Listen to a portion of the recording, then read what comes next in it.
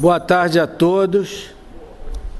É um grande prazer dar início a mais um evento denominado Uma Tarde na Academia, Oficina Diagnóstica, evento idealizado ainda na época do meu querido ex-presidente, presidente eterno, Pietro Novelino, juntamente com o acadêmico José Manuel Jansen, a quem eu convido para tomar assento à mesa, Jansen, por favor.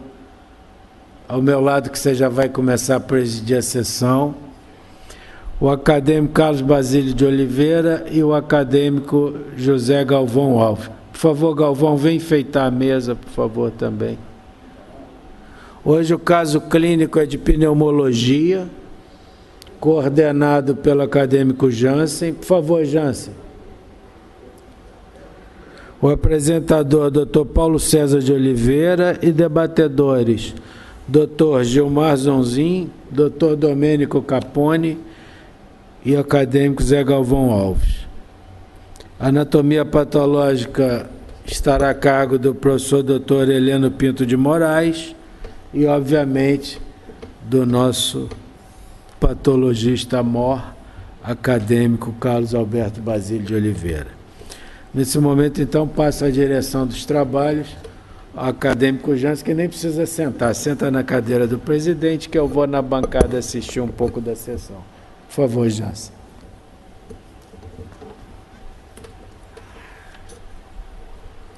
Esse celular é para ficar aqui? Esse é o seu celular?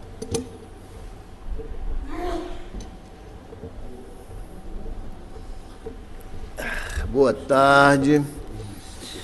Esta sessão é, como sempre, sucessora das bondades do acadêmico Novelino, que começou... Quanto tempo tem? Mais de 10 anos, né?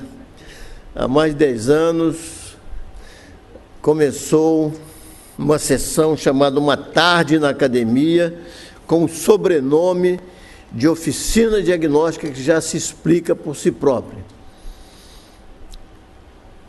Esse nome, que também foi lançado pelo Dr. Paulo César de Oliveira, tem como origem um colega nosso da pneumologia de Friburgo, né, que foi quem sugeriu que as nossas discussões de caso se chamassem Oficina Diagnóstica. E assim nós vamos começar hoje. Na verdade, nós temos aqui pouco menos de 2 horas para discussão, então será bastante amplo, possível de se discutir, aprender e levar adiante uma conversa muito interessante.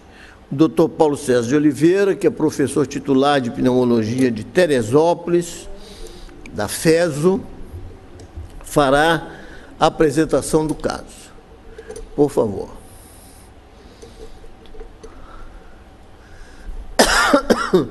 Paulo, faz favor.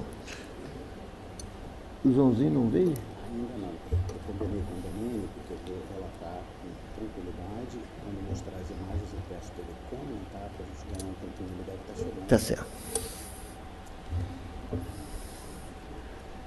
Hepatites.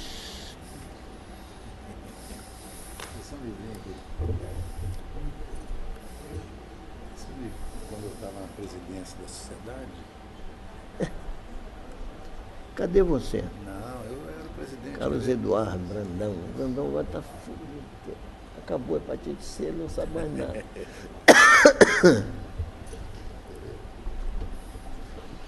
Bom, professor José Manuel Jansen, cumprimentando, eu gostaria de poder cumprimentar aos demais acadêmicos, professor Novelino, que é o presidente e é o patrono, vamos dizer assim, é o decano da academia. Gostaria de dizer da satisfação de voltar a esta casa, muito feliz por receber esse convite. Estive aqui, há algum tempo atrás, a convite do professor Jansen, numa condição um pouco mais árdua, porque eu não iria apresentar o caso, mas debater um caso. Então, eu vim na figura de gladiador na época, para nessa arena de ciência, nessa arena do saber, mostrar que tinha aprendido alguma coisa com o meu mestre, meu pneumologista orientador, professor José Manuel Jansen. Hoje é muito mais tranquilo, porque me cabe apenas apresentar o caso. Já está presente aqui o professor Gilmar Zonzin, que é o debatedor, então eu posso ser mais breve. Então vamos mostrar o caso, por favor. Acho que eu posso passar por aqui, né?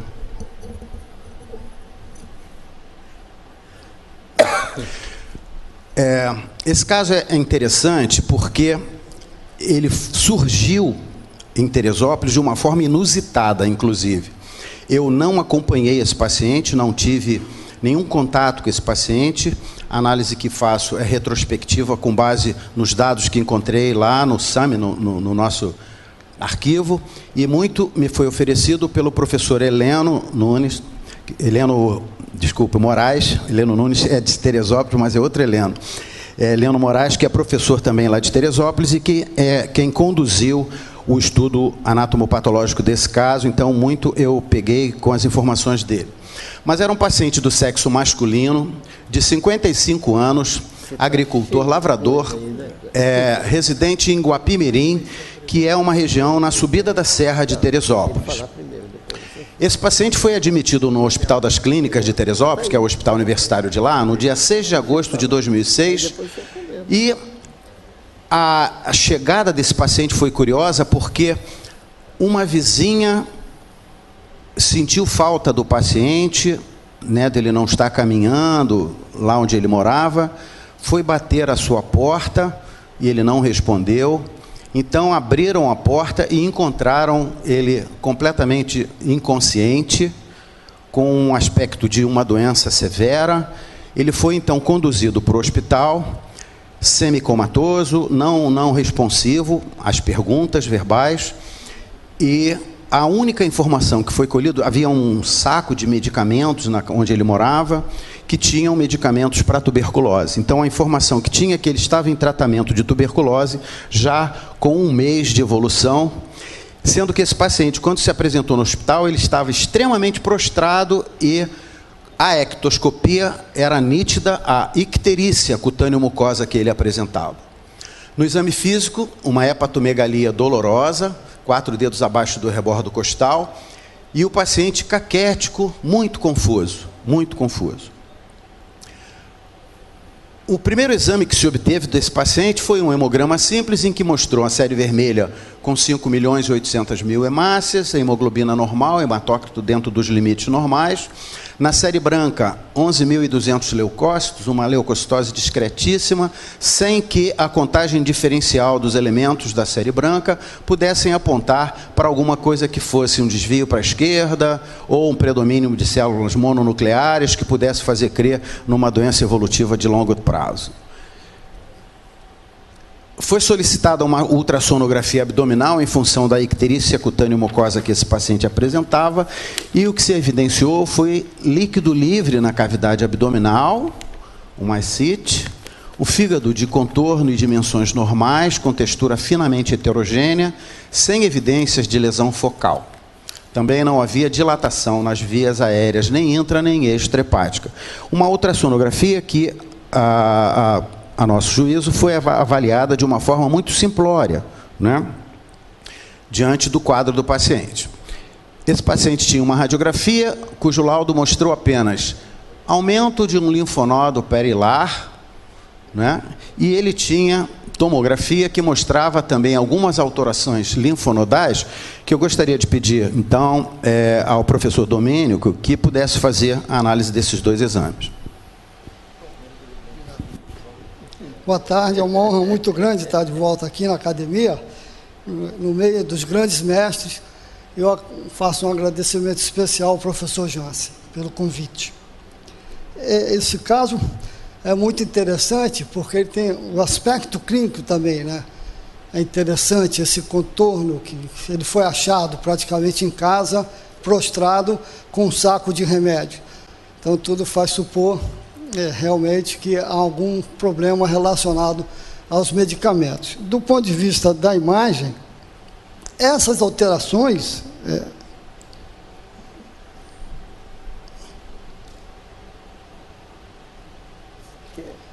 Não, eu estou achando o laser aqui.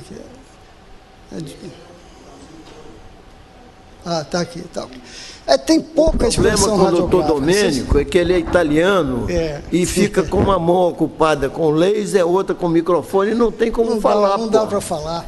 Italiano com a mão ocupada não sabe falar mesmo. Então, a expressão radiográfica da tomografia se compreende, porque as alterações que ele tem, não tem expressão radiográfica.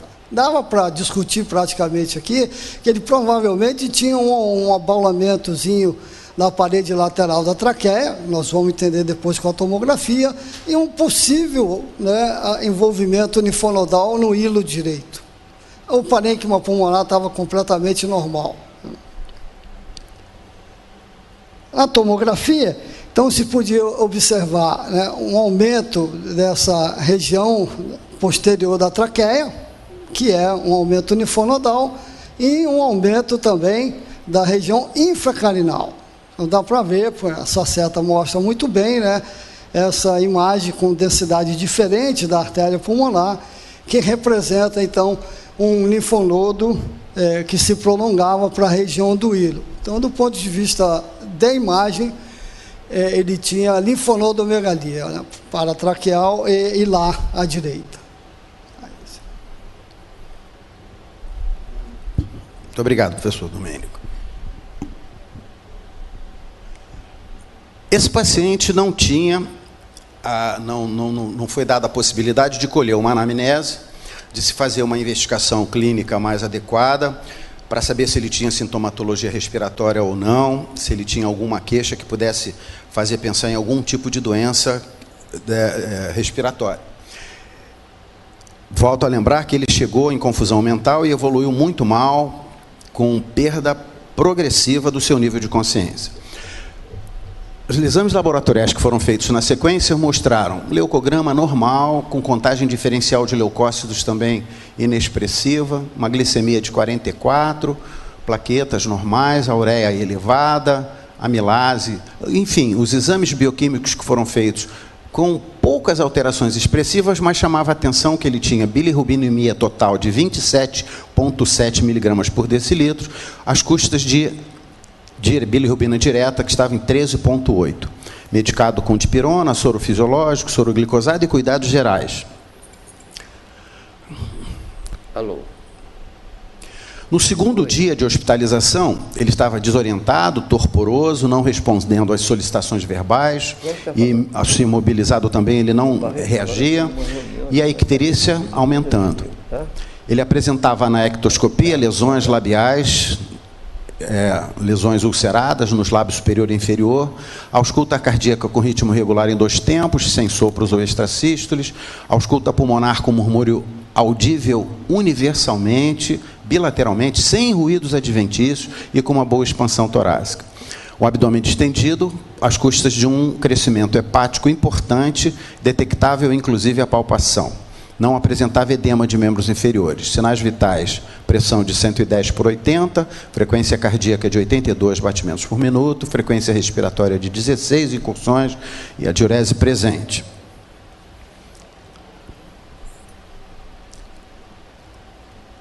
Novos exames mostrando uma bilirrubinemia total de 27,7, às custas de direta.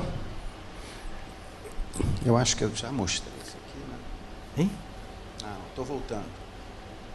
Aqui. Agora sim. Ao final desse segundo dia, ele foi avaliado com piora clínica dos sintomas, entrando em coma, com ranger de dentes. Foi solicitada a colocação de uma sonda nasogástrica em sifonagem, e aí se verificou que ele começou a apresentar sinais de sangramento digestivo baixo, hemorragia digestiva.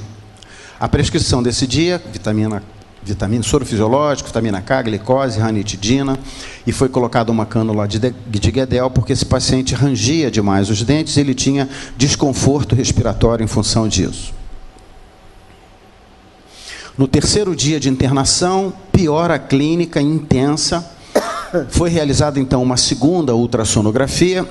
O curioso é que essa descrição que aqui está foi retirada do prontuário do paciente. E eu observo, e eu quero até enfatizar para isso até pode ser questionado pelo debatedor, porque não há nenhuma informação a respeito do fígado do paciente. A ultrassonografia fala que a vesícula biliar estava parcialmente distendida, com paredes espessadas, conteúdo anecoico, pâncreas não visualizado, baço sem alterações morfológicas e com textura preservada, rins de forma e contorno de dimensões normais, com parênquima de espessura e ecogenicidade preservada, relação córtico-medular mantida, ausência de sinais de alterações nos sistemas coletores, a bexiga vazia.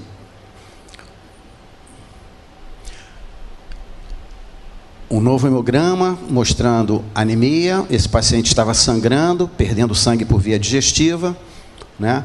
Ele tinha um leucograma com 11.200 leucócitos, plaquetometria dentro de limites normais. Na sequência, a ureia 94 miligramas por decilitro, uma creatinina de 2,5, mostrando já que havia um comprometimento renal, possivelmente funcional, secundário. Potássio normal, transaminases nesses níveis, bilirrubina direta ainda com valores elevados, notadamente as custas de bilirrubina direta, a gasometria arterial é um dado que talvez não tenha grande importância do ponto de vista evolutivo na clínica desse paciente. Foi solicitada uma vaga no CTI, em função do agravamento do quadro clínico global dele. Alguns cuidados gerais estabelecidos, né? Foi medicado com diurético, porque ele já estava começando a fazer retenção azotada, omeprazol, lactulona, gentamicina, cuidados gerais, coisas dessa natureza. Às 18h30 desse terceiro dia de evolução, ele chocou. Pressão arterial 0, com uma frequência respiratória de 16 e coma, e ele evoluiu para o óbito nesse mesmo dia.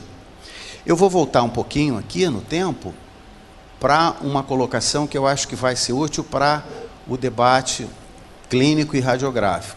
Esse paciente, como bem descrito pelo professor Domênico, não tinha nenhuma alteração no seu campo pleuropulmonar parenquimatoso. Ele tinha manifestações ganglionares vistas no raio-x simples e na tomografia.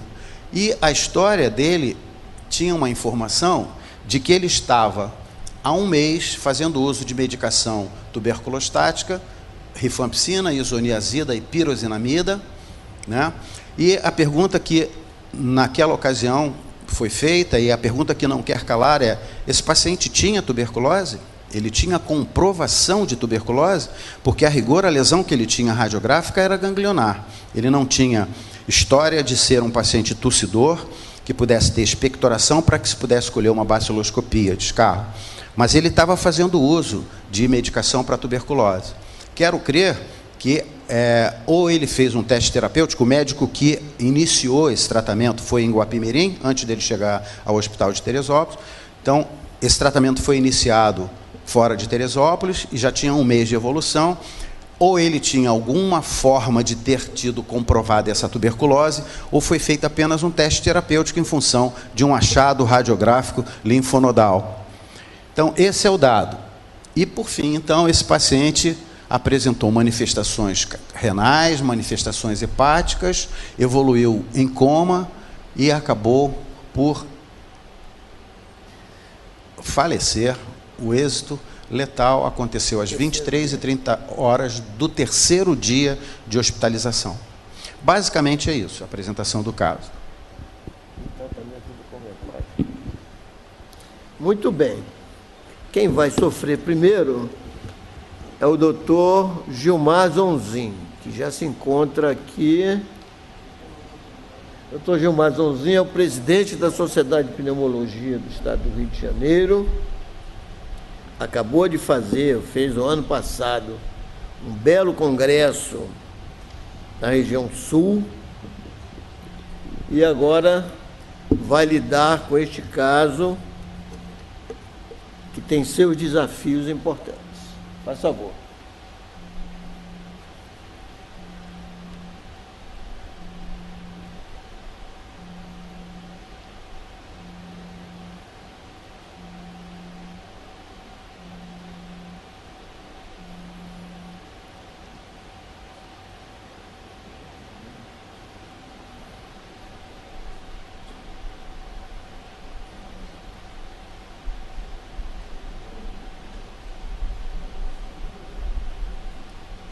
arquivo, não está achando o arquivo.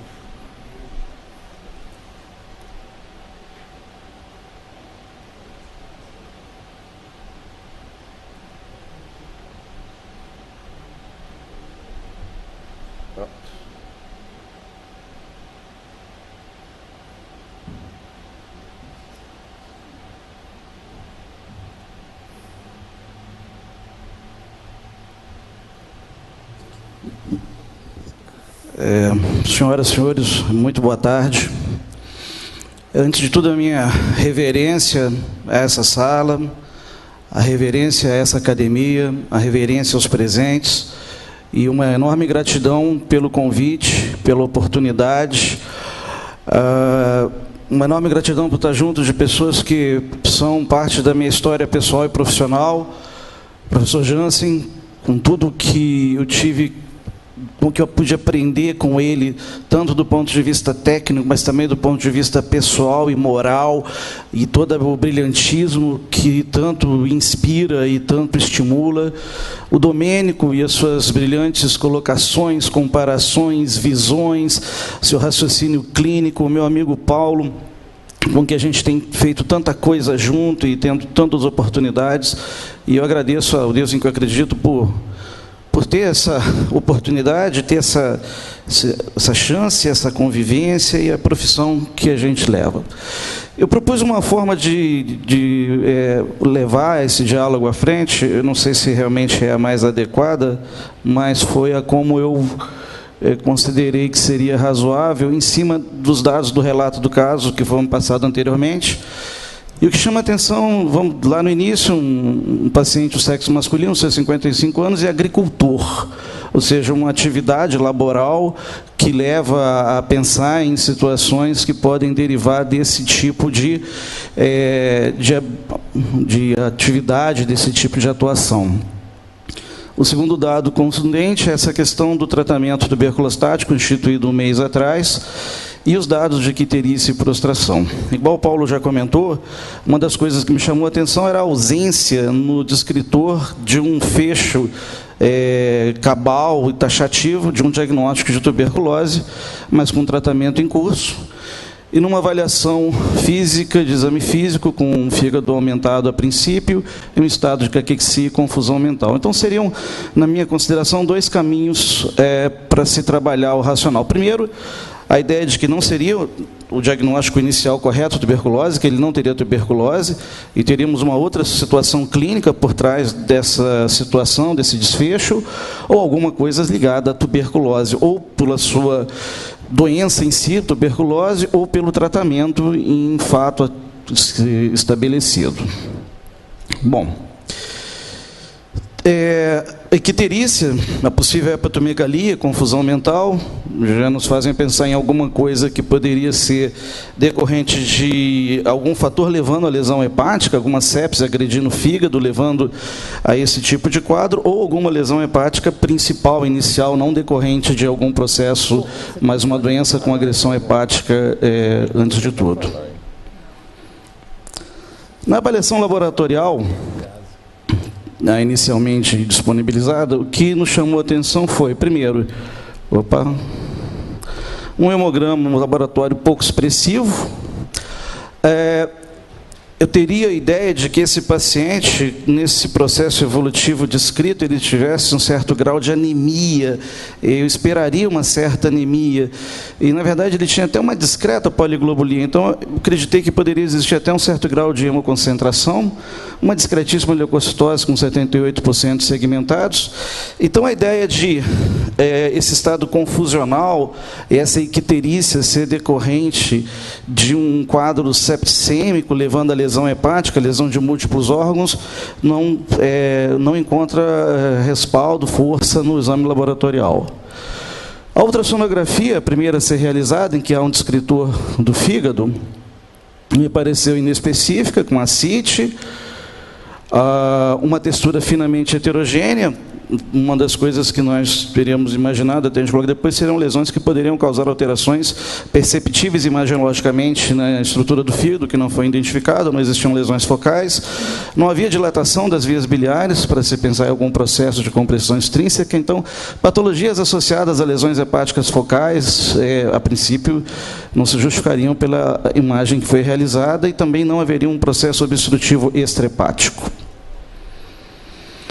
A radiografia mostrou a sugestão desse aumento de linfonodo. Os linfonodos foram evidenciados nessas imagens tomográficas, já discutidas pelo Domênico. E aí vem a questão: seriam essas linfonodomegalias percebidas por algum médico que teriam sido o fator determinante da indicação da terapia tuberculostática? Teria existido algum outro fator? E quais seriam algumas alternativas hipotéticas? Nós poderíamos ter sarcoidose, infecção fúngica, paracoco, ele é um agricultor, o linfoma, câncer, a própria tuberculose, enfim. Dando sequência ao raciocínio, vieram outros exames laboratoriais, e nesses exames aqui, o que chamou a atenção? Os exames laboratoriais sequenciais, eles trouxeram essa hipoglicemia. Essa hipoglicemia, nós consideramos que poderia ser associada a uma disfunção hepática grave, o que levaria a um racional em cima da icterícia, dos dados previamente apresentados, e da falta de regulagem dos níveis glicêmicos por prejuízo dos processos de produção de glicose hepática e tudo mais. Uma discreta plaquetopenia não expressiva, já começando a haver uma disfunção renal sugerida por uma elevação de ureia, um aumento de transaminases, um aumento de fosfatase alcalina e um aumento de bilirrubina. De novo, a atenção nos foi chamada em direção ao fígado. O fígado nos pareceu central nesse processo patológico, os dados até agora. Ele progride com uma piora de sensório, ele progride com manutenção dessa icterícia, ele mantém uma hemodinâmica satisfatória, ele mantém pressão boa, mas a diurese piora, e ele tem 200 ml de diurese em 24 horas. Então, ele vai para uma depressão do sensório, uma depressão do sistema nervoso central. Esse paciente caminha com lesões descritas em lábio superior e inferior, sem que haja uma descrição de que tipo, que novamente nos faz lembrar das possibilidades ligadas à micose. As funções cardiovasculares e hemodinâmica deles estão preservadas e sem uso de nenhuma amina vasoativa, mostrando que hemodinamicamente ele se encontra bem, uma hepatomegalia mais marcada, e surge então disfunção renal importante. O paciente que vai então deteriorando os seus sistemas orgânicos. Essa deterioração se expressa por uma piora do sistema da parte central, por uma piora na função renal, uma expressão de agressão hepática que também progride, mas mantém uma estabilidade cardiovascular e hemodinâmica.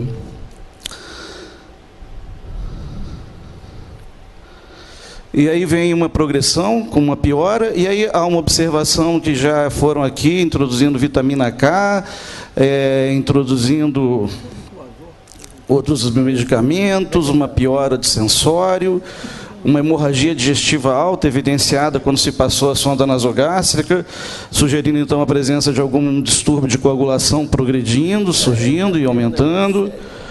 A possibilidade então desse distúrbio de coagulação, a gente não tinha um coagulograma. Uma piora clínica, os dados de piora, essa deterioração clínica e com uma ultrassonografia que ela se refere a uma alteração na vesícula biliar vista no ultrassom, que poderia ser uma colecistite litiásica, que costuma ser observada em determinadas apresentações de hepatites virais. Não há esplenomegalias, com ausência de hipertensão portal pode ser então inferida por conta disso. Essa hemorragia digestiva, então, leva a alterações adicionais no laboratório, a hemácia diminui, a hemoglobina, ou seja, há um desenvolvimento de uma anemia. Se observa que o leucograma se mantém pouco expressivo, uma plaquetopenia discreta, a função renal piora, as transaminases se encontram aumentadas, mas não tão aumentadas igual nós esperaríamos encontrar em hepatites virais agudas. Há um aumento, mas um aumento que não é dramático, é bem significativo. Mantém-se a hiperbilirrubinemia. aparece claramente no laboratório a discrasia sanguínea já suspeitada, e na gasometria arterial você vê que o paciente começa a hiperventilar, ele mantém uma PO2 razoável, mas já com uma saturação, uma pressão parcial de gás carbônico baixa, sugerindo que ele está hiperventilando, deteriorando seus processos orgânicos. Aqui fica bem claro que as pessoas que vinham conduzindo o paciente realmente estavam focadas em realmente atentar para essa questão da disfunção hepática. A gente vê a lactulona, o aminoglicosídeo, a glicose hipertônica. Então, a percepção é que a forma com que esse paciente foi conduzido é compatível com a ideia de que o fígado seria o órgão central dessa deterioração orgânica e depois o óbito. Então, o paciente evolui de forma rápida e dramática para o óbito, num quadro de instalação relativamente aguda. Eu não tinha essa informação da situação domiciliar dele, mas é um quadro que progrediu muito rapidamente nesses poucos dias. Indícios de que a agressão hepática foi o fenômeno preponderante. Bom, dito isso, a sarcoidose como doença, ela comete o fígado, mas não com essa característica dramática, com essa característica alarmante, com essa característica acelerada, ela forma seus nódulos sarcoides. Então, o encontro de lesão sarcoide no fígado é muito comum, mas não uma evolução com essa magnitude. Os processos fúngicos, como, por exemplo, a paracoccioide micose, ela pode também apresentar agressão hepática, que também se apresenta geralmente com lesões focais, ou com alterações abdominais, que podem cursar com linfonodomegalias, que podem comprimir as vias biliares, e também não é o caso. Há aquela lesão de mucosa oral, existe também a questão de ser agricultor, mas o aspecto, a progressão da doença, a forma com que ela se apresentou e as alterações hepáticas não são compatíveis com o que a gente esperaria em um processo fúngico. A questão do linfoma. O linfoma pode surgir, existe com raridade, o linfoma hepático, a gente foi estudando essas questões, descobrindo coisas que a gente não imaginava, mas é uma alteração que também não teria essa característica evolutiva, poderia acontecer, é uma coisa rara. Aqui a gente está falando sempre de coisas raras, mas a lesão é focal, geralmente, e não seria também uma lesão com evolução com essas características, também o mesmo se poderia dizer de lesões neoplásicas. A tuberculose poderia também acometer o fígado, você poderia pensar em alguma agressão hepática à tuberculose, mas a tuberculose também não caracterizaria a clínica que esse paciente apresentou, a imagem e tal. E para nós, assim, o que ficou de mais, assim, em termos de consideração, inclusive até do que a gente buscou em literatura, seria a possibilidade de uma agressão por hepatite viral aguda. A hepatite viral aguda, ela é uma confundidora em relação à lesão hepática associada às drogas tuberculostáticas.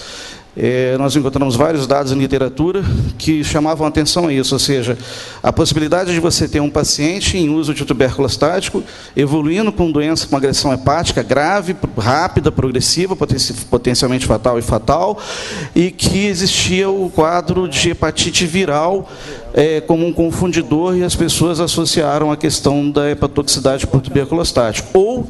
E aí, independentemente de se o diagnóstico de tuberculose foi feito adequadamente ou não, a questão da hepatotoxicidade por tuberculostáticos. Todas as drogas utilizadas do esquema terapêutico da tuberculose são sabidamente hepatotóxicas, todas elas têm uma tendência considerável a fazer agressão do hepatócito.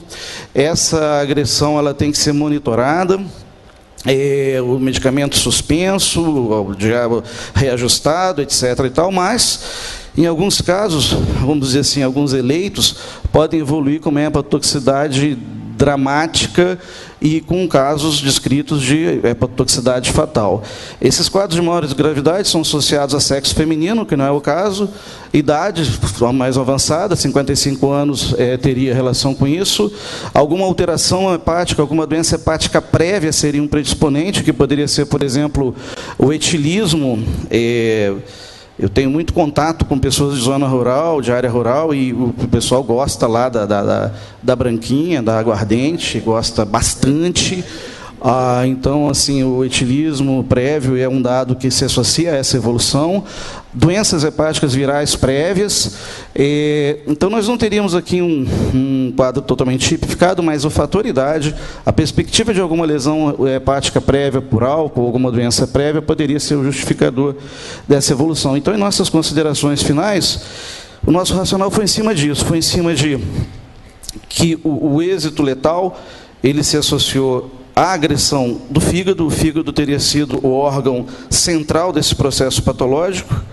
A velocidade com que esse processo se estabeleceu sugere algum processo de doença que poderia, então, levar a uma agressão hepática com essa questão fulminante. E isso traria à mente a questão do tuberculostático, como o tempo de uso também, eu esqueci de comentar, 1 mês de uso é um período que se associa a esse tipo de manifestação, e a possibilidade de alguma outra possibilidade de agressão hepática por outro mecanismo, confundindo essa questão em relação à hepatotoxicidade medicamentosa, como, por exemplo, hepatite viral. Então, essas foram as considerações que nós fizemos com base naquilo que nos foi passado. Muito bem, muito obrigado. Tivemos um voo de avião potente que não cai na Amazônia e ele nos trouxe muita discussão. Prevendo isso, nós convidamos 2 outros debatedores, um na área pneumológica, tuberculose, e outro na área hepática. Dr. Domênico, por favor, vai nos brindar com as discussões sobre tuberculose e este caso.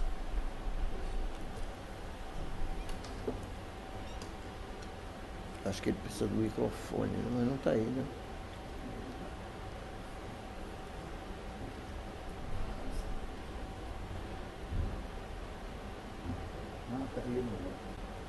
Está na sombra. Bom, parabéns ao meu amigo Gilmar Zonzinho pela brilhante exposição. Em relação a esse caso, eu gostaria de fazer algumas considerações, na verdade, alguns questionamentos. Faltam algumas informações, evidentemente, e às vezes a gente só tem essas informações depois da imposição anatomopatológica. Mas o primeiro questionamento é em cima exatamente do diagnóstico, né? É surpreendente, né, começar um diagnóstico, um tratamento de tuberculose baseado apenas nesses dados que a gente viu. A gente só tem esse dado. Nem dado clínico acho que a gente tem compatível com uma forma de tuberculose. Ele tem linfonodos, poucos linfonodos, um grande infracarinal, né, e um atrás da traqueia, sem nenhuma manifestação patológica no pulmão. Isso é surpreendente, num homem de 55 anos ter um diagnóstico de tuberculose. Às vezes, a radiografia, eu sou muito defensor da radiografia simples do tórax, mas às vezes, vendo tanta tomografia, nós somos traídos pela radiografia. Ela não mostra fatalmente tudo que tem, né, no parênquima pulmonar. Mas a tomografia não mostrou nenhuma alteração parenquimatosa. Então, é questionável esse diagnóstico. De onde surgiu esse diagnóstico? Provavelmente ele foi feito baseado apenas na observação da imagem, e aí a possibilidade de erro é muito grande, né? Uma tuberculose num adulto sem ser HIV positivo, com uma manifestação apenas linfonodal, embora não seja impossível, é muito raro. Seria um diagnóstico, né, de exclusão, seria um diagnóstico surpreendente. Uma outra consideração seria também, né, outras possibilidades diagnósticas. Então, o Gilmar mostrou muito bem ali uma possibilidade fúngica. Também seria extremamente surpreendente para mim ter um achado fúngico aí no meio, porque a única doença, provavelmente, que explicasse tudo isso seria a paracoccidioidomicose, já que ele é um agricultor, é um homem que lida com trabalhos da terra, provavelmente, tem muita intimidade com esses micronichos do paracoccidioide. Então, seria mais surpreendente ainda, num homem de 55 anos, também tem manifestação fúngica sem manifestação pulmonar. Na grande maioria dos casos, quando há envolvimento linfonodal da paracoccidioidomicose no adulto, na criança não, esse raciocínio não serve para criança, só para adulto. Quando há manifestação linfonodal, nós frequentemente temos a manifestação cutânea da mucosa, isso ocorre em 80% dos casos, e parenquimatosa pulmonar. Ele tinha, né, algumas lesões cutâneas, é uma dúvida que se tem, era possível, podia ser de origem fúngica, mas também seria um diagnóstico de exceção. O fato marcante, sendo tuberculose ou não, me parece, assim como o Joãozinho achou, me parece que a instituição terapêutica foi marcante na evolução desse caso. Parece que o mecanismo das drogas é que realmente levaram a esse êxito letal. Então, vamos entender melhor isso. Ele tinha uma icterícia desde o início, icterícia colestática, predomínio de direta, mas ele também tinha a bilirrubina indireta um pouco alta, muito alta, quase que meio a meio. Então, ele podia também estar tendo a interferência de droga também, no caso, né, numa hemólise, mas ele não tinha essa expressão de hemólise no hemograma. Então, bem, é um dado conflitante. Mas a icterícia chama atenção. Então, nós temos forçosamente que relacionar a icterícia, uma colestase, a um tumor, evidentemente obstrutivo, coisa que não apareceu na ultrassonografia, né? Seria um tumor de vias biliares, por exemplo, dando essa manifestação de colestase, sem, né, dilatação das vias biliares, seria também um pouco difícil de entender isso. Mas o fato que eu raciocino dessa forma, tendo ou não tuberculose, provavelmente, né, esse quadro clínico foi desencadeado pelas drogas. Então, todas as drogas, as principais drogas para o tratamento de tuberculose, são hepatotóxicas, todas, umas mais, outras menos. Então, a rifampicina é hepatotóxica, a isoniazida é hepatotóxica e a pirazinamida também. Aí ele tomou fatalmente essas 3 drogas. E um dado curioso é que parece que surpreenderam esse paciente já com 1 mês de tratamento. Tudo faz supor que talvez, se tem um mecanismo de droga implicado nisso, deve ter sido em razão da pirazinamida, já que a isoniazida, né, possibilita manifestações hepatotóxicas muito mais breves, mais precoces do que a pirazinamida. E uma última consideração, em relação, por exemplo, a uma hepatite associada viral. Eu não acredito nessa possibilidade pelas transaminases. Eu acho que se uma hepatite levou ao quadro, né, de insuficiência hepática aguda, grave, com envolvimento do sistema nervoso central, inclusive com torpor, com encefalopatia, é de se esperar nesses casos que as transaminases subam muito. Há uma necrose maciça de hepatócito. E ele não manifestou aparentemente isso, né, já que as transaminases estavam elevadas, evidentemente, mas em torno de 5 a 6 vezes o valor normal. Então, eu seguiria essa trilha. Tendo ou não tuberculose, provavelmente esse paciente evoluiu para o óbito em razão, né, da medicação que foi utilizada. Aí, eu lembro de alguns professores que falavam sempre isso, era curioso, né? Quando não é tuberculose, nesses casos, é que o paciente tem mais reação colateral, né? Isso era muito interessante isso, né? Mas vamos ver o que a anatomopatologia vai dizer. Estou curioso para ver qual é o final dessa história. Tá bom, obrigado. Muito bem, uma perna é a pneumologia tuberculose, a outra perna é a icterícia, como hepático, hemorragia digestiva alta, etc. Doutor Galvão, com a palavra. Senhor moderador da mesa, professor Jansen, professor Basílio, grandes organizadores, na talvez poucas sessões de clínico-patológica do Rio de Janeiro. Isso tende a uma extinção triste, muito triste.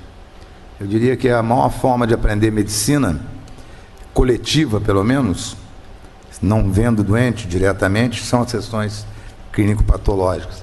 Mesmo as sessões que não sejam tão difíceis e tal, elas trazem uma riqueza fantástica.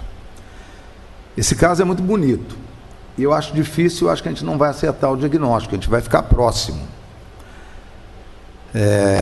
Nós vamos acertar as grandes síndromes, provavelmente, mas não o que foi realmente, que vai ser muito difícil. Trata-se de um homem que foi encontrado em sua residência em coma, ou muito confuso, torporoso, né?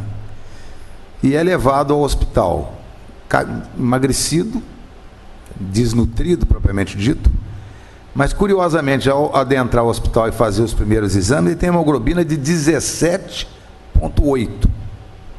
Quer dizer, ou ele estava muito desidratado, muito concentrado, mas ele tinha essa hemoglobina, está descrito ali, um hematócrito também muito alto, de 49, coisas desse tipo. Não acredito que ele fosse portador de qualquer polissistemia, não é isso. Ele devia estar muito hemoconcentrado. E evolui no hospital, já ictérico, e evolui dramaticamente e rapidamente com um quadro neurológico central, né, de alteração do sensório, e icterícia galopante. Eu estou considerando galopante sem ver o doente, eu não sei quantos dias ele ficou em casa, quanto é que ele estava ictérico, né, quanto tempo realmente ele estava tomando os medicamentos ou não. E que tem como informação para nós o uso de rifampicina, isoniazida e pirazinamida, como já salientado por todos aqui, 3 drogas hepatotóxicas, com mecanismos um pouquinho diferentes, né? Depois a gente vai comentar isso. E evolui dentro do hospital, com piora do quadro clínico, faz uma hemorragia digestiva, que eu entendi como hemorragia digestiva alta, e essa hemorragia digestiva leva a uma queda da hemoglobina, que é o critério mais usado na medicina atual para avaliar anemia, de uma hemoglobina de 17,8 para 5,8. Ele perdeu 60% da sua massa hemática, o que levou a um estado de choque, agravamento do quadro e óbito. O tempo todo mantendo-se comatoso ou com alteração importante do sensório. O que tem nesse caso que pode nos ajudar em termos de diagnóstico? Por que ele estava usando rifampicina, isoniazida e pirazinamida? É a primeira pergunta feita pelos pneumos todos. Ué, esse cara tem uma adenomegalia pequena até, não é uma adenomegalia importante, vista na tomografia, desconfiada na radiografia, não tem lesão pulmonar. Será que esse paciente tinha tuberculose mesmo? É uma pergunta. Não dá para a gente saber, a gente não vai poder responder. Talvez o professor Basílio possa nos ajudar depois. De qualquer maneira, também acho muito preocupante alguém dar um esquema tríplice, né, em 2006, que foi quando aconteceu isso, a um paciente sem uma confirmação diagnóstica de tuberculose. Mas isso acontece.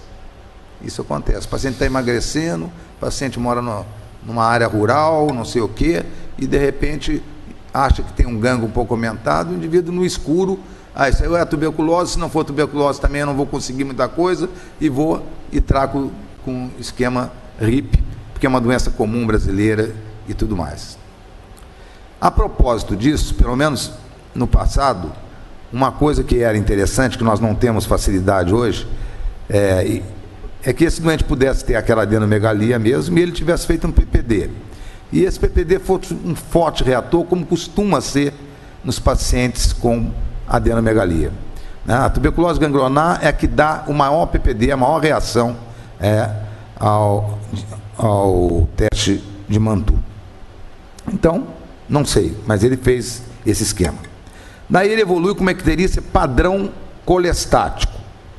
O que significa isso? Que o comprometimento maior está na via de excreção da bile. Se o comprometimento maior está na via de excreção da bile, sem grandes componentes hepatocelular, ou seja, sem grandes elevações de célula, de necrose celular, de transaminase elevada, especialmente a ALT, se não tem isso, se predomina a bilirrubina, no esquema tríplice, o mais provável é a rifampicina. A rifampicina, o mecanismo de alteração hepatotóxica dela é a colestase intrahepática. enquanto que a isoniazida e a pirazinamida são mais indutoras de lesão hepatocelular. Isso é um dado que pode só ajudar, mas possivelmente a patologia não vai mostrar e confirmar qual droga é a causadora das lesões hepáticas relacionadas a drogas. É muito difícil. Esse paciente faz uma hemorragia de... antes disso ele tem um ultrassom. Ele tem 2 ultrassom. O primeiro ultrassom é interessante e o nosso querido Gilmar fez uma correlação bastante oportuna. Quando você tem uma hepatite aguda, de qualquer etiologia, esse doente possivelmente fez uma hepatite aguda, de qualquer etiologia, faz um ultrassom, tem líquido na cavidade e tem edema e espessamento da vesícula, primeiro pode ser o que nós chamamos de perihepatite. São as lesões em torno do fígado que compromete a vesícula biliar. Então poderia ser uma perihepatite, ser da própria.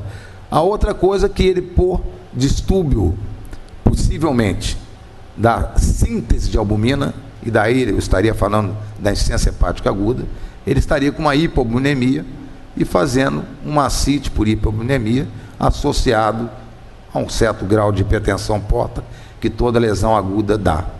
Por que não deve ser viral? Por que não deve ser viral? Ele está um pouquinho fora da faixa etária das hepatites agudas virais. Um brasileiro pobre, em 80%, 90% das vezes, aos 40 anos de idade, já tem anti-H, A, V e IgG positivo. Já entrou em contato com o vírus A, que é a causa mais comum dessa hepatite, da hepatite fulminante no nosso meio. A segunda é a hepatite B, que ele teria que também se contaminar por via sexual. Ele era um homem, pelo que eu entendi, que morava sozinho, né? Então, não acredito que seja viral, principalmente porque a evolução da viral, ela começa com um pico de transaminase muito alto, a bilirrubina vai subindo e a transaminase cai, é o famoso sinal da cruz. A transaminase cai por quê? Porque inicialmente faz uma hepatomegalia inflamatória, depois a resposta imune destrói célula e vírus e faz uma necrose, como o Domênico salientou, maciça do fígado, e o fígado que era aumentado diminui. O fígado dele manteve-se. Na segunda ultrassom não tem informação, mas na primeira ele estava com uma hepatomegalia, aí já estava em coma. Era esperado que ele tivesse um fígado pequeno. Eu não descarto causa viral só por isso, mas não seria o meu primeiro diagnóstico. Ele poderia ter uma hepatopatia crônica e, em cima, pelo uso das drogas, agravado essa hepatopatia e feito uma forma aguda? Poderia. No entanto, também não tem sinais clínicos de hepatopatia crônica, não tem ginecomastia, não tem palma hepática, não tem telangiectasia, não tem nada, e também não tem no ultrassom hipertensão porta, esplenomegalia, que me ajudaria a uma hepatopatia crônica. Então parece uma hepatopatia aguda medicamentosa. Eu vou pensar dessa maneira. E se tivesse que escolher quem fez essa hepatopatia, quem desencadeou, foi o esquema tríplice. E dentro do esquema tríplice, a rifampicina, pela sua grande capacidade colestática e as lesões mais colestáticas. A segunda coisa é discutir a hemorragia digestiva. Difícil também. Difícil também. Qual foi a causa dessa hemorragia digestiva? Um indivíduo com TAP baixo. Se ele está em insuficiência hepática aguda, ele está com protombina baixo, tanto que deram canaquion para ele, mas nós não tivemos a informação do TAP. Possivelmente com albumina baixa, né? Então são pacientes que já têm uma probabilidade, fator 5 baixo, fator 2, 4, 5, 8 e 9, né? 9 e 10. Todos os fatores de coagulação do fígado devem estar baixos. Esse cara tem uma facilidade de discrasia sanguínea muito grande. Um doente malnutrido, ele pode ter feito uma lesão aguda de mucosa gástrica. Ele pode ter uma úlcera prévia e sangrou? Pode, mas eu não tenho dado para isso. E ele pode ter hipertensão porta sem esplenomegalia e feito varizes agudas? Pode ter feito varizes agudas, mas elas não costumam sangrar tão rapidamente, mesmo tendo discrasia sanguínea.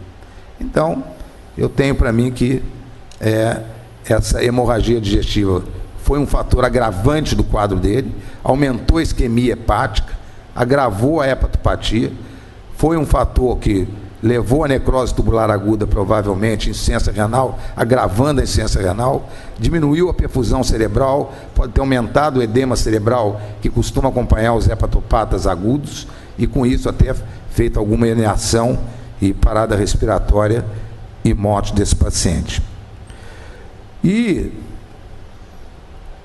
para só sair do pensamento, um homem com tuberculose no Brasil, recomenda-se que obrigatoriamente pesquise HIV. É rotina. Rotina no Brasil. Não sei se ele tem HIV, não tem um elemento na história que eu pudesse usar para isso. Só estou comentando porque é sessão clínico-patológica, senão talvez não comentasse, né? Só porque é isso. Mas está aí. Poderia ele ter feito outro vírus, daí sim, imunodeprimido e tudo mais, um citomegalovírus, uma hepatite grave, essa adenomegalia está relacionada a citomegalo, ele tinha lesões de lábio, poderia ser um herpes simples disseminado, provocando uma hepatopatia aguda, né, e uma insuficiência hepática grave?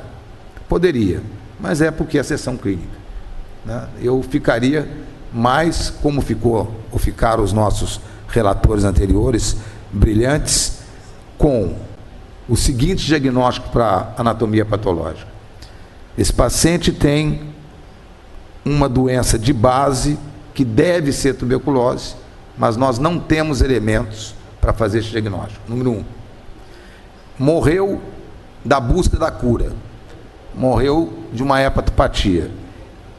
Quem é mais sensível a fazer lesão por droga? 3 grupos de pacientes: renal crônico, hepatopata prévio e alcoolista. Esses pacientes, como você lembrou muito bem, costumam ser alcoolistas. Então pode ter sinais de hepatopatia crônica e a droga agravou essa hepatopatia crônica, né? Então nós temos que ir lá para ver. Por que ele sangrou? Eu acho que é lesão aguda de mucosa gástrica. Pode ser que o professor Basílio nem encontre resposta para isso, porque às vezes não dá para encontrar mesmo.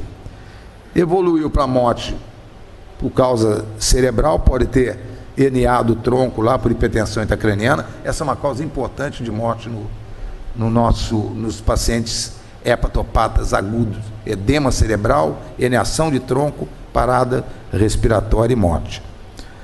Para não me alongar mais, porque o patologista tem e merece, e é o mais importante em toda a sessão clínico-patológica, eu ficaria com essas considerações: uma hepatopatia aguda, medicamentosa. E só para enriquecer, eu estou com um livrinho de hepatite aqui. Daí, quando eu cheguei, o professor Jansen falou: ué, mas você não escreveu. Eu realmente não sou autor. O autor é o Henrique Sérgio, é o Brandão, mas eu escrevi o capítulo de drogas e fígado, quer dizer, das lesões, e estudo isso já há muitos anos e gosto. 2% das icterícias hospitalares são relacionadas à droga. A droga que mais mata no mundo é o acetaminofén, é o paracetamol. Não é no Brasil, porque não é usado como suicídio no Brasil. Na Inglaterra, nos Estados Unidos, o indivíduo toma mais do que 4 gramas de paracetamol, acetaminofén, ou Tilenol, o que você quiser, é a mesma coisa. E toma meio litro de uísque e faz uma necrose maciça. Hoje é transplantado, daí ele fala: pô, gastaram um fígado comigo, eu não queria viver, né? Não interessa, mas é transplantado e sobrevive. Então esse paciente é um pobre coitado que foi encontrado em condições muito difíceis de ser avaliado, e acho que a grande doença dele, além da pobreza naturalmente, é a lesão hepática aguda induzida por droga. E isso mata, e mata muita gente. E tem que conhecer as drogas que fazem isso. Tanto as drogas lícitas, que é o que nós estamos discutindo, quanto as drogas ilícitas, várias delas, a êxtase é a principal dela, como as medicinais, como o cava-cava e tantos outros venenos aí, que tomam como se fosse chá e que acabam levando a óbito muitos pacientes no nosso meio. Muito obrigado, senhor presidente, e agradeço o convite, porque essas sessões, para mim, é um dos momentos, essa sessão é um dos momentos mais importantes da nossa academia. E aí uma homenagem a Vossa Excelência e ao meu amigo Novelino, e, obviamente, ao meu presidente atual, que está ali, porque o Chico não só manteve, como tem ativado essa sessão. Ele tem tentado cada vez mais prestigiar essas sessões. É um agradecimento ao meu amigo Francisco. Evidentemente,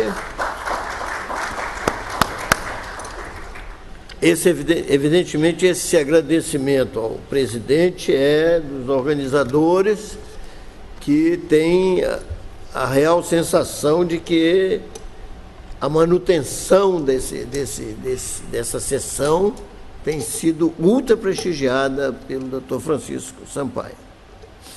Bom, agora é o momento da discussão. Vamos ao Arena do Coliseu. O acadêmico Omar da Rosa Santos. Muito bem. Senhor presidente, senhores presidentes, senhor coordenador, D. João VI, antes de viajar de volta para Portugal, disse para Pedro I: Pedro, põe a coroa na tua cabeça antes que algum aventureiro dela se aposse.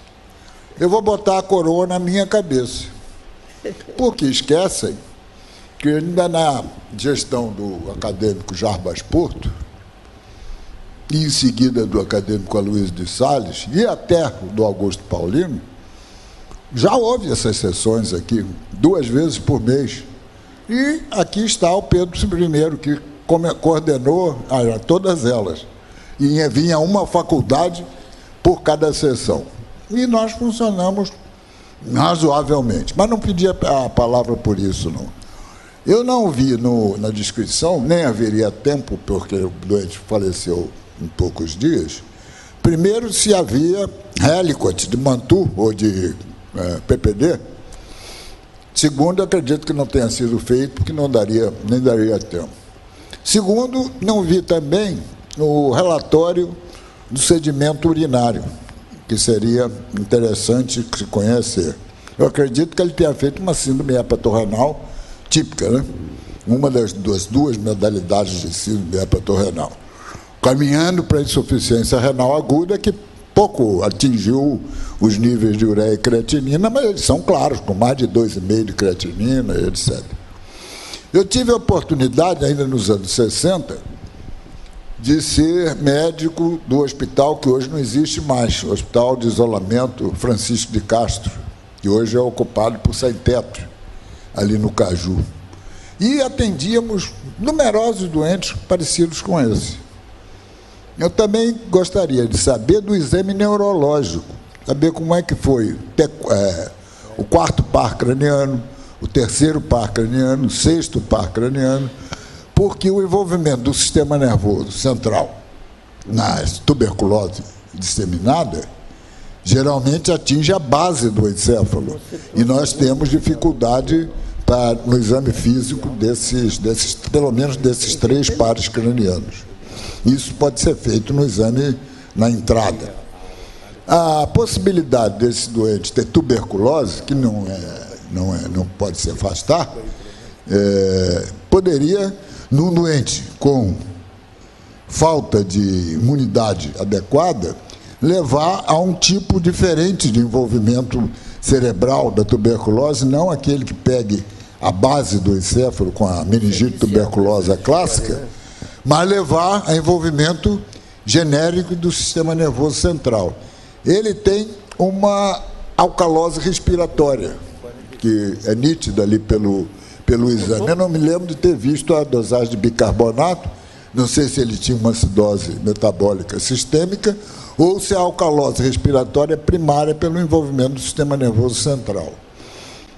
As possibilidades, além da tuberculose, sem dúvida alguma, eu ficaria com uma primeira hipótese, a hepatopatia tóxica pela rifampicina, que nós cansamos de ver situações como essas, com hepatopatia e etc. A hiperbilirrubinemia, ela é, por si só, ipso facto, tóxica para os rins. E isso é visível no sedimento urinário. Nós vemos cilindros tingidos pela bilirrubina.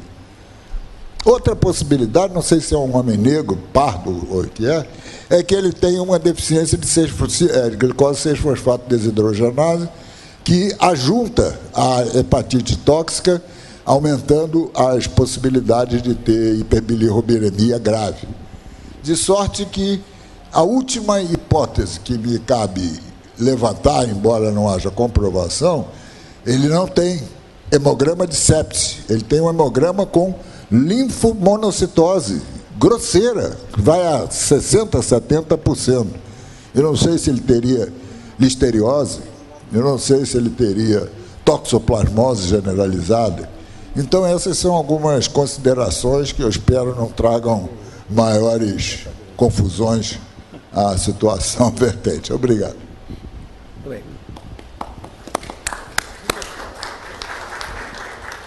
Acadêmico Orlando, por favor.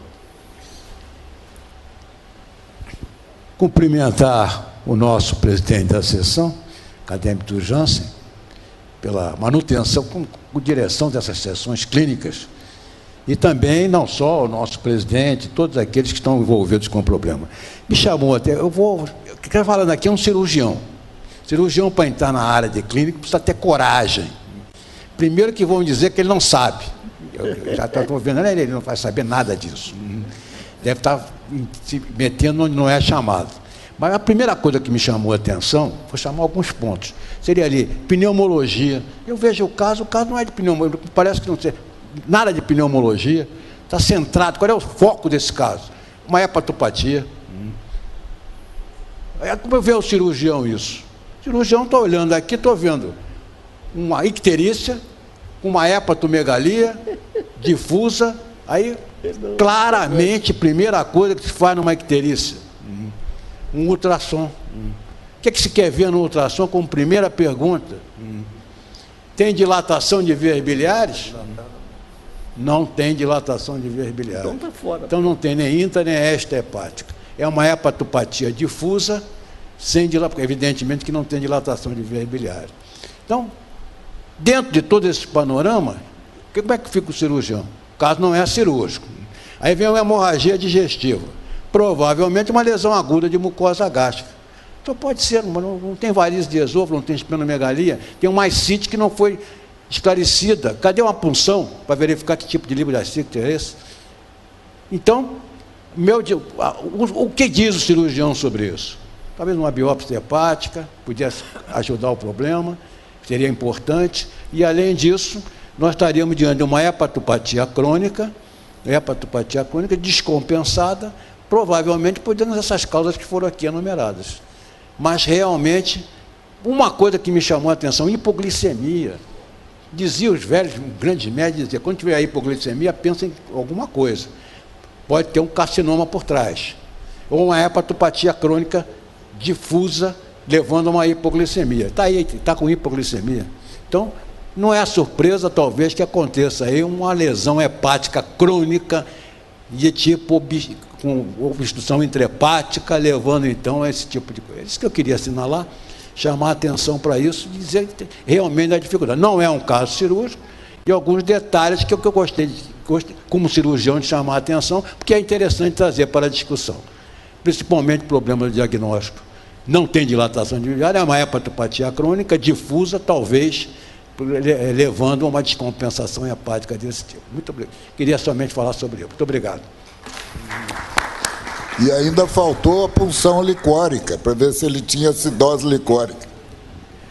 Mas o cirurgião de abdômen, quando o caso não é cirúrgico, ele é muito mais brilhante, principalmente quando ele tenta atingir sem parecer os clínicos.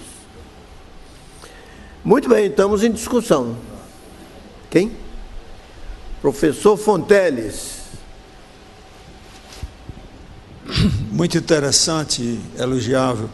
Eu sempre fui um defensor das sessões clínicas, mesmo porque eu sou um patologista ad hoc ao longo da minha vida. Sempre acreditei nesses estudos. Eu queria chamar a atenção para 3 pontos. Primeiro ponto, foi bem colocado pelo professor Galvão, é a questão da toxidez, sobretudo pelo acetaminofeno. Quero lembrar que o acetaminofeno ele também prejudica o metabolismo da glutationa ou do glutátion, que exatamente é no fígado o maior agente antioxidante que nós temos. Por conta disso, existe um outro ponto importante que está lá no pulmão. Se esse tipo de hipertensão se desenvolve, eu questiono, no nível capilar, o mesmo hepático, onde a pressão do órgão, do ponto de vista circulatório, é relativamente baixa, mas muito mais baixa é a pressão no pulmão, que depois da descoberta do endotélio, nós verificamos que muitas pessoas que a gente achava que tinham uma certa alteração, possivelmente, porque as medidas de pressão pulmonar eram muito precárias até poucos anos atrás. Então, nós temos que olhar também que essa intoxicação, às vezes, ela pode estar corroborada até por certos chás, como foi citado pelo professor Galvão. E alguns desses chás, eles depletam a quantidade de glutátil. Depletindo o glutátil, prejudica consideravelmente a produção de óxido nítrico, que daria também aumento na hipertensão pulmonar. Eu não sei se a trama pulmonar, não dá para ver, se a gente pode tirar alguma conclusão, se existe um aumento de pressão pulmonar que suba essa pressão de 5 para 200 milímetros e às vezes até mais alta. Então, é bom que a gente considere, por exemplo, se usa muito aqui no país, aqui no sul e no nordeste, chá de carqueja. Carqueja é extremamente hepatotóxico. E, entretanto, chega-se a usar carqueja para tratar doença hepática. Criou-se no Brasil uma coisa muito interessante, que tudo que é verde é bom. Então, você procurar o verde, defender o verde, tomar o chá de verde, o chá verde é outro também, que é muito tóxico. E eles interferem com esse metabolismo. E aí vem a síndrome hepatorrenal, que foi tão bem falada pelo professor Omar. Então, eu gostaria apenas de tangenciar esses pontos, e eu acho também que provavelmente se trata de uma substância tipo acetaminofeno, que pode estar associada.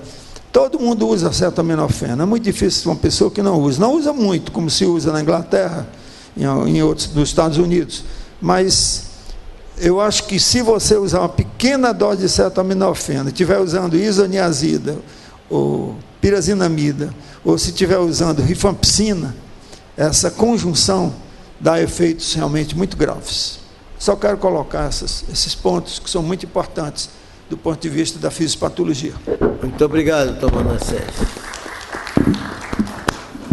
Ainda em discussão,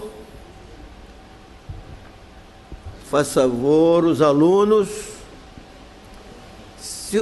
é fato conhecido nestas sessões, se os alunos não falarem espontaneamente, daqui a pouco o doutor Basílio vai lá fazer com que eles falem. Muito bem, ainda em discussão.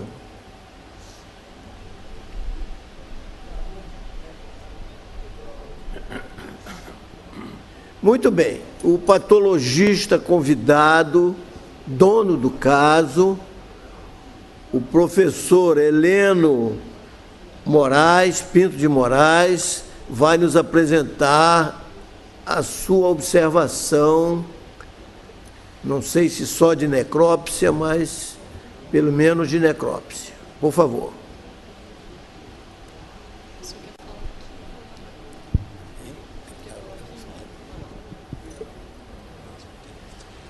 Boa tarde a todos. Eu gostaria de iniciar agradecendo o convite que foi feito a mim, através do professor Paulo César Oliveira, foi feito pelo professor Jansen, e é uma oportunidade muito boa de vir participar dessa reunião aqui, de discussão clínico-patológica, e isso daí é um retorno ao meu aprendizado de patologia. Meu professor de patologia foi o professor Manuel Barreto Neto, com quem eu trabalhei desde o início da minha carreira até o falecimento do professor Barreto, inicialmente no Hospital Universitário Antônio Pedro e posteriormente na Santa Casa de Misericórdia. E durante esse tempo, uma das coisas mais tradicionais que eu tive no meu aprendizado foi a reunião clínico-patológica que era feita no Hospital Antônio Pedro todas as quintas-feiras às 11 horas. Quinta-feira às 11 horas nós sabíamos, podíamos ir lá na sala que havia uma reunião dessa de discussão de caso, e isso daí se revelou muito importante, não só para o meu aprendizado, mas para todas as pessoas que atuavam ali naquele ambiente. Então, para mim, é um prazer muito grande estar aqui e poder apresentar esse caso.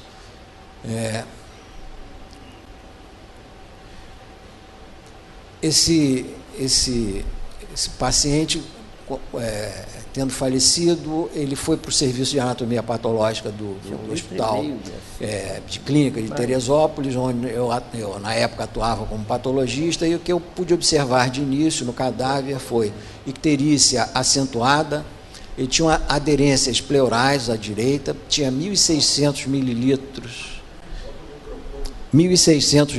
de líquido na cavidade abdominal.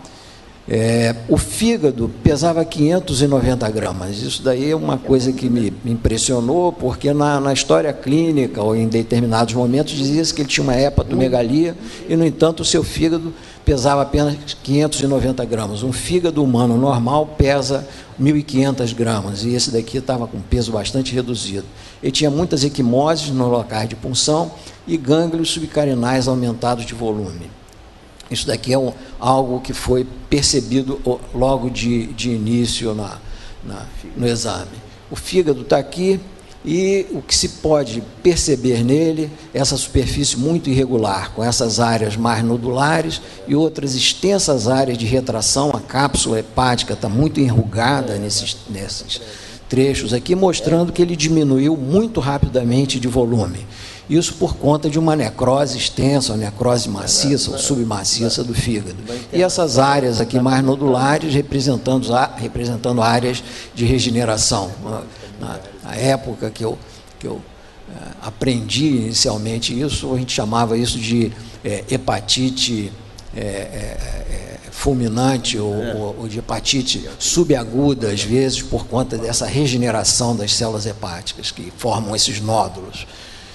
Aqui mais próximo, então, mostrando bem esse enrugamento da cápsula e esses nódulos, essas áreas aqui mais elevadas, com esse tom levemente esverdeado, mostrando que são nódulos de regeneração com a colestase importante nessas áreas.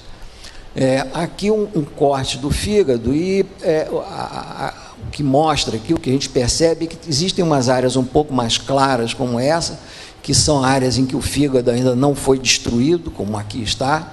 Outras áreas que são mais escuras por conta da necrose e retração, e essas áreas esverdeadas em que há uma extensa proliferação celular, uma tentativa de regeneração celular, melhor dizendo.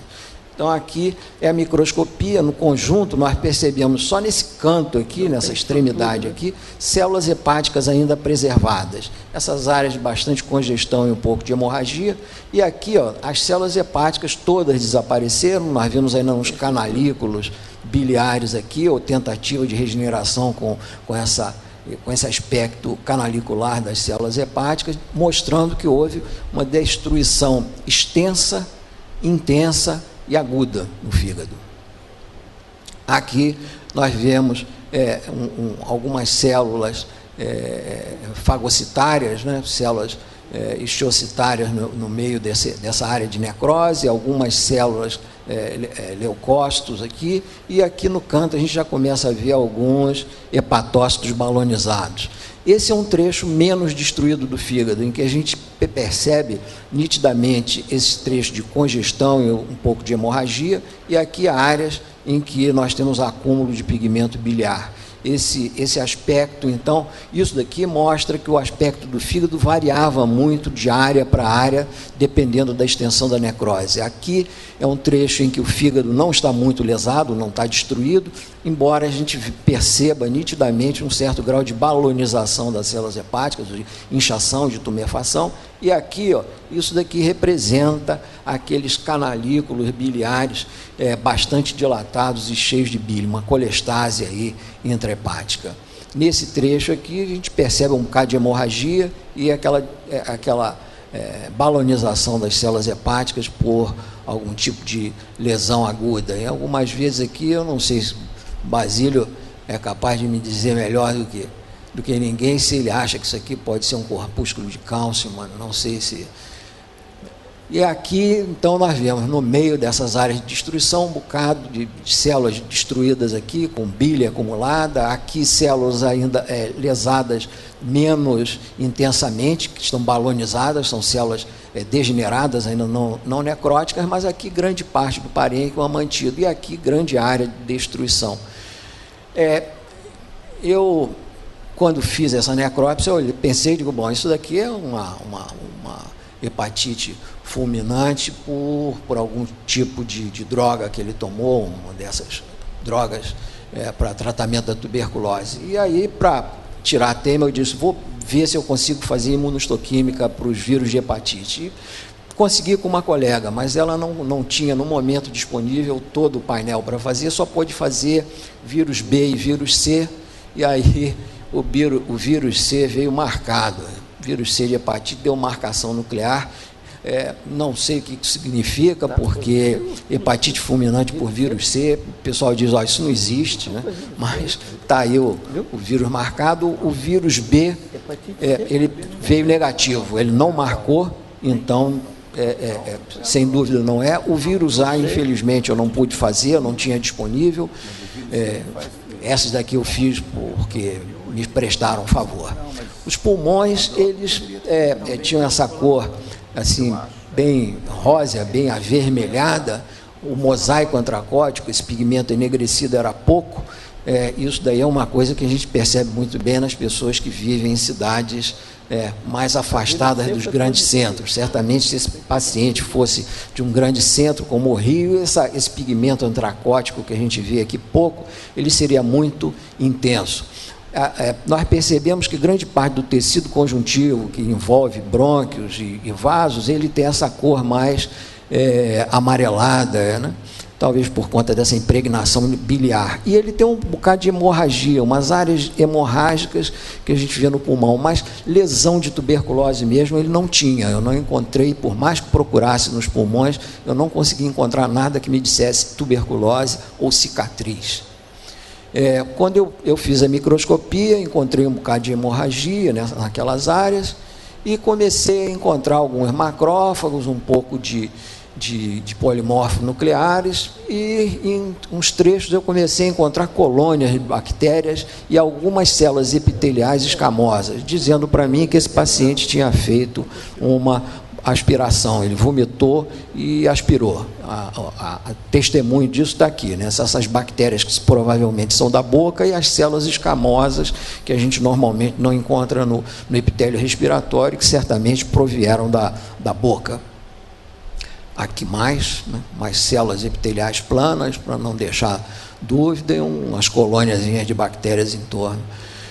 Os linfonodos que eu encontrei isso daqui, encontrei lesões típicas de tuberculose. Então, nos linfonodos mediastinais, principalmente nos linfonodos subcarinais, a gente encontrava essas áreas de necrose, né? E na microscopia nós podemos ver aqui, ó, tem necrose aqui e essa reação granulomatosa, que é bem característica da tuberculose. Então, tuberculose ganglionar ele apresentava e era responsável pela adenomegalia mediastinal que ele tinha. Os rins, ambos, eram maiores do que o normal, pesando 230 gramas cada um. Tinham essas áreas aqui que são vestígios da lobulação fetal, isso não é doença, isso é normal, né? Embora ele seja adulto, ele tinha esse vestígio ainda, mas ele tinha umas áreazinhas cicatriciais. Aqui ele tem uma cicatriz e cortada, a gente percebe que essa cicatriz, ela retrai o sistema pielocalicial, vai até aqui. Então, isso daqui é uma cicatriz de pielonefrite. Mas isso daí é um evento de muito tempo, né? no mais, ele parece quase normal, apesar de ser grande, né? Está um pouco impregnado com bile, e quando a gente olha na microscopia, percebe impregnação biliar e, em algumas áreas, células descamadas, quer dizer, tinha um certo grau de necrose tubular, destruição tubular, com pigmento biliar no interior desses túbulos renais. Então, certamente, isso se representaria na urina sob forma de cilindros. Suprarrenal tinha uma diminuição muito grande daquela vacuolização que normalmente nós encontramos na camada glomerulosa e fasciculada. Isso daí, muitas vezes, a gente encontra em pacientes que tem algum tipo de doença, que ficam alguns dias no CTI, sofrem e tal. A gente atribui isso à depressão daquela gordura ali por produção exagerada de hormônios. Então, o resumo ali foi uma hepatite aguda com necrose submaciça, hepatite fulminante, uma nefrose colêmica, quer dizer, aumento do tamanho do rim com necrose tubular aguda focal, e tinha uma gastrite aguda erosiva com hemorragia digestiva, importante, ascite, icterícia, broncoaspiração com broncopneumonia hemorrágica, tuberculose ganglionar, hipertrofia do ventrículo esquerdo e um certo grau de miocardiosclerose. O cérebro não tinha nenhuma alteração importante. Então, essa... Muito obrigado, professor Heleno. Os comentários do professor Basílio de Oliveira. Muito bem. Aí embaixo, tem que acender a luz verde. Cumprimentando a todos, cumprimentando ao presidente, aos organizadores dessa sessão que já está se tornando cada vez mais numerosa a presença no nosso auditório. Cumprimentando o patologista, o Heleno Pinto, que trouxe aqui, relembrou aqueles momentos memoráveis do serviço de patologia do professor Manuel Barreto Neto, que foi membro desta casa, que honrou essa casa com a sua presença, trouxe a sua experiência, o seu conhecimento, e quando eu estive fazendo a minha formação, me recebeu muito bem na Universidade Federal Fluminense, a UF. Eu tive a oportunidade de lá cumprir uma etapa da minha pós-graduação. Só pediria licença ao professor Heleno de voltar um detalhe, se me permite, daquela foto da necrose fulminante, porque aqui, professor, tem vários alunos aqui, e um detalhe, se pudesse recordar... Aí tem que ver.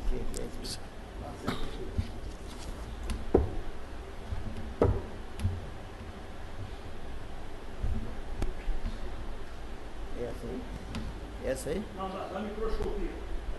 Da microscopia. Só para...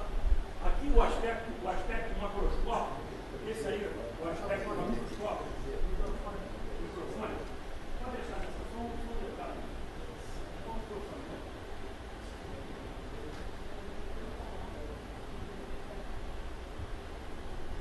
Não sei se isso aprecia mais do que...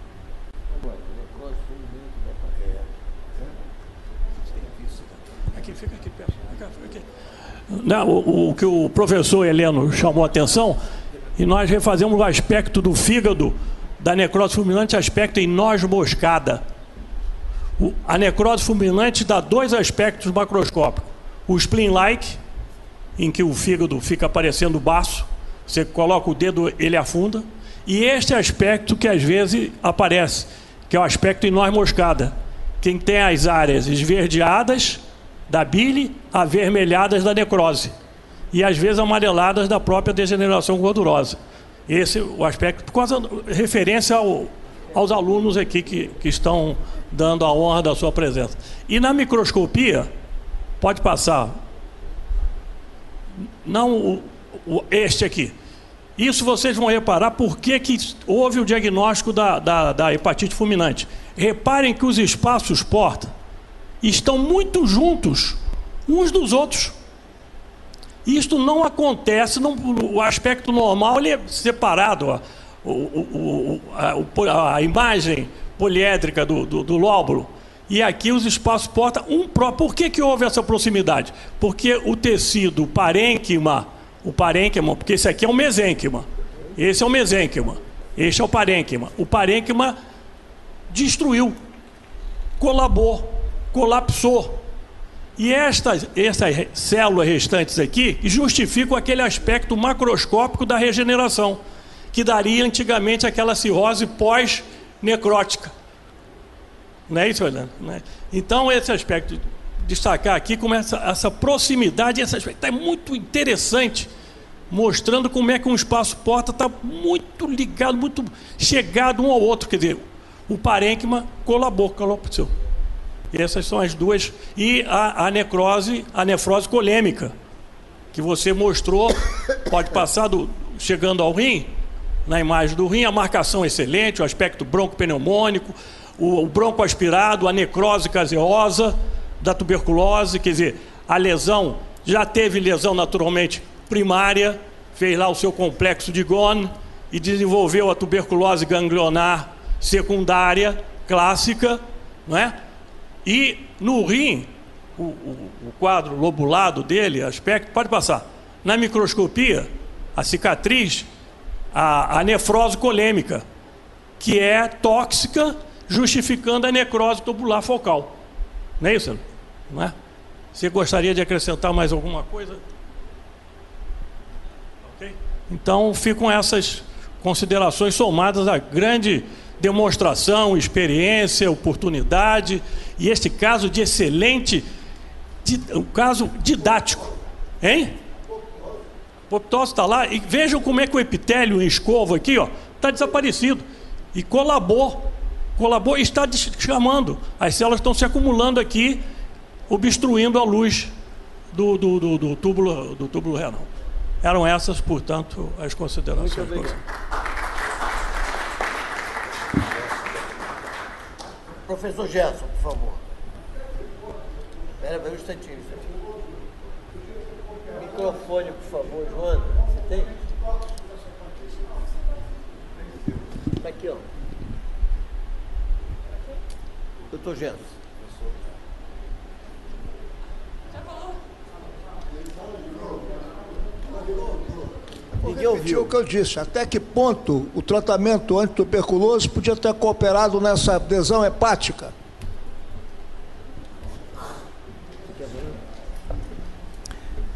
Sou Galvão.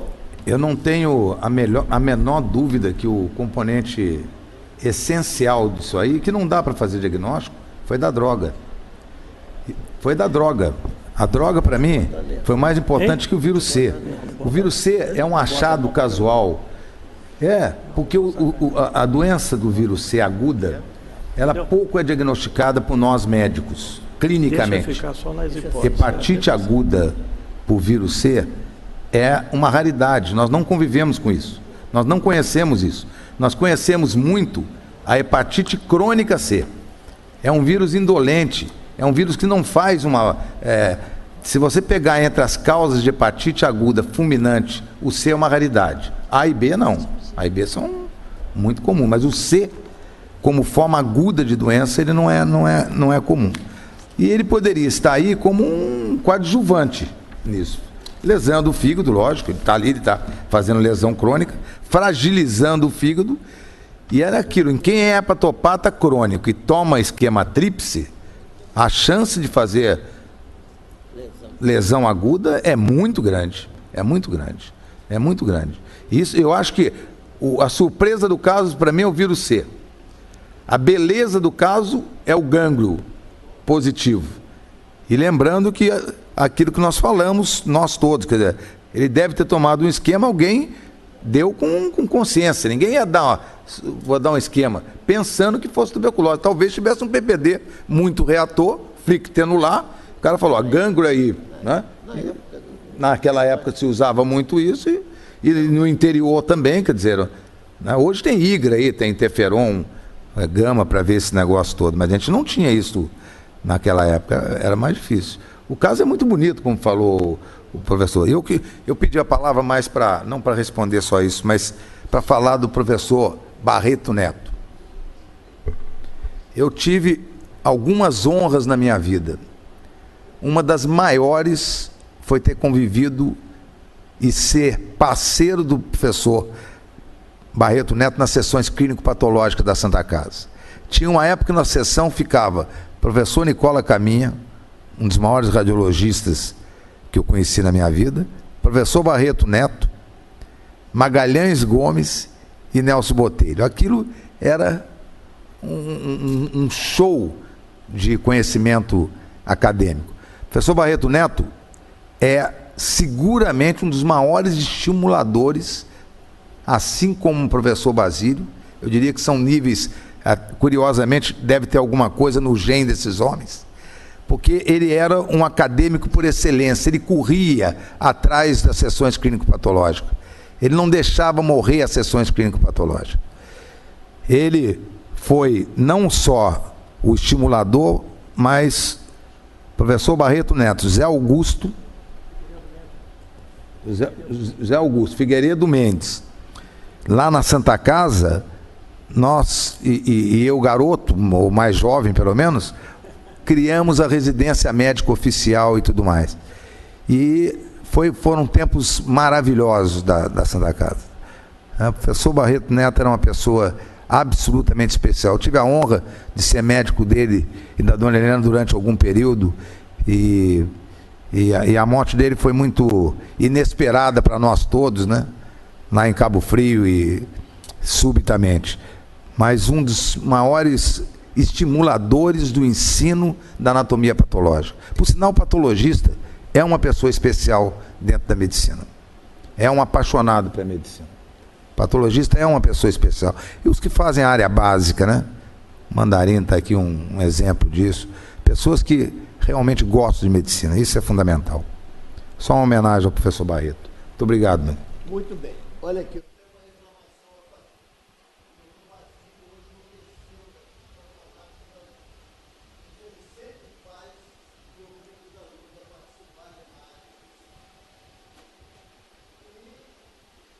Eu tenho a falar ao professor Orlando que essa sessão foi rotulada de pneumológico, porque a medicina é tudo, pô. É tudo, é misturado. É pneumológica porque no final foi uma agressão ao fígado por drogas para tratamento de tuberculose. Sim, senhor. Me dá o...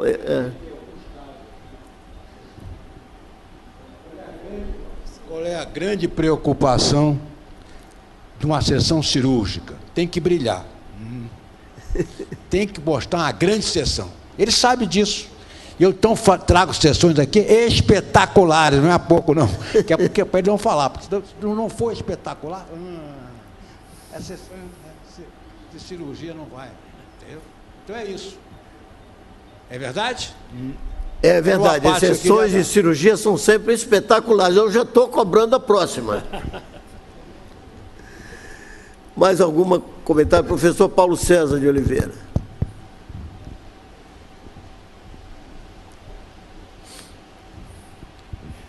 Há algum tempo atrás, quando, junto ao professor Jansen, estávamos na diretoria da Sociedade de Pneumologia do Estado do Rio de Janeiro, houve um congresso em que o professor Jansen lançou uma frase que ficou marcada entre nós,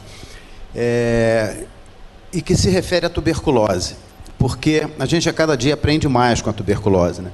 Esse caso só foi trazido dentro de uma sessão, digamos, pneumológica, em função disso, por se tratar de um paciente que teve um tratamento de tuberculose, e a verdade é que até hoje ainda a gente ignora como teria sido feito o diagnóstico, ou como teria sido feita a intenção de quem o viu a primeira vez, no começo, de iniciar um esquema de tratamento para tuberculose nesse caso. Mas aí eu me recordo que o professor Jansen disse essa frase que ficou para mim. Fui aluno da Unirio, do professor Basílio, e do saudoso professor Newton Bethlem, que dizia sempre que tuberculose é uma possibilidade. E o professor Jansen lançou no nosso Congresso de Pneumologia isso como sendo lei de Bethlem. Tuberculose é sempre uma possibilidade. Pensar em tuberculose sempre que houver alguma indicação direta ou indireta a respeito disso. Muito bem. eu gostaria de terminar lembrando aos senhores que, primeiro, nós estávamos há 10 anos, em 2006. Né? Então, naquela época, se tratava a tuberculose com 3 drogas, no esquema tríplice. Hoje em dia se trata com 4 drogas, para ter efeitos mais rápidos, melhores, mais garantidos. Segundo, lembrar que esse homem parece um daqueles que aparece na televisão, que a família, que os vizinhos abriram a porta de um quarto num lugar soturno e encontraram o sujeito morto, comatoso, e não levou um tiro, mas levou uma tuberculose pela frente. Com isso, acho que nós hoje tivemos uma demonstração muito boa de como é que as coisas se passam. É uma discussão muito bem encaminhada, uma anatomia patológica portentosa, comentários de primeira grandeza, e todos nós aprendemos muito. Muito obrigado a todos.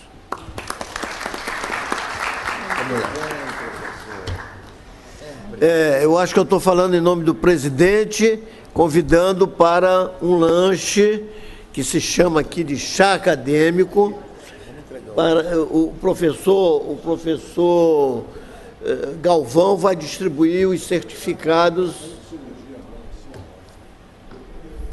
Quer que anuncie? Não, né? O professor Orlando está pedindo para anunciar que há uma reunião da secção de cirurgia para discussões às 17 horas.